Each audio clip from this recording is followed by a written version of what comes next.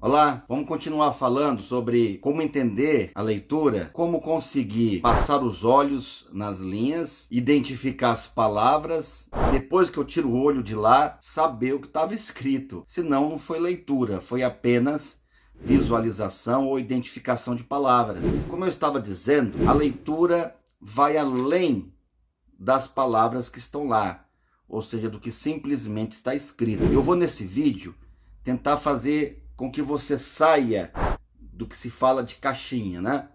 Você vai dissociar-se, né?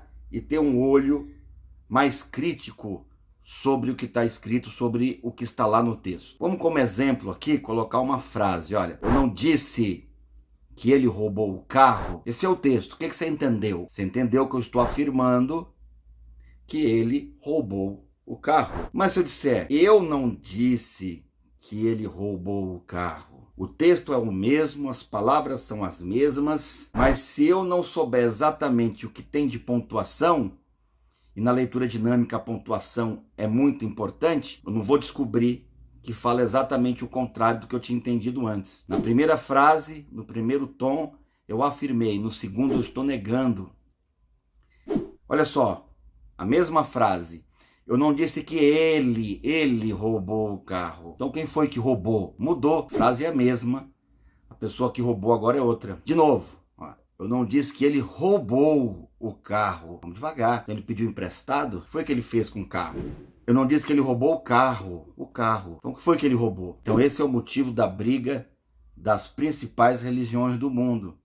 O texto é o mesmo e a interpretação tem 1001 facetas. Então, o porquê do texto é importante. Quando vamos ler, você tem que descobrir quem participa do texto, onde acontece o texto, quando, o que acontece, como acontece e por que acontece.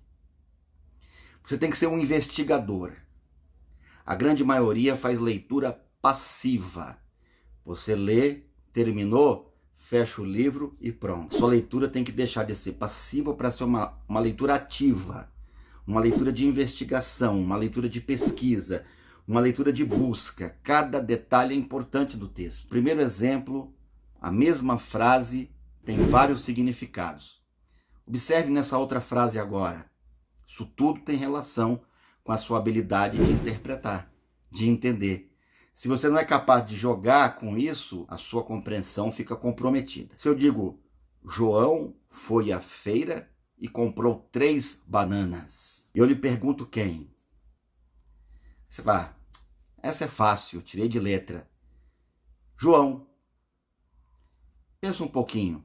Além do João, quem mais está no texto? Tá maluco, James? Só tem o João lá. O texto só fala do João.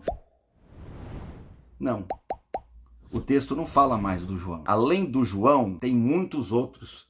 O João talvez seja apenas um dos personagens, porque ele está no texto, ele é importante, mas nem é o principal personagem. Olha só, você já viu feira com uma pessoa só? Então você pode ter certeza absoluta que além do João, existe um feirante. Você já viu feira com um comprador e um feirante? Então tem vários compradores, tem vários feirantes. Olha quanta gente tem no texto e você só enxerga o João. Vou mudar o foco, vou lhe perguntar onde. Você diz, onde? Na feira. A feira é apenas a sua percepção literal e óbvia. Além da feira, onde você consegue identificar? Além da feira, que lugares o texto fala? Encontrou algum? Além da feira, eu lhe garanto, existe uma barraca de banana. Foi nela que ele foi.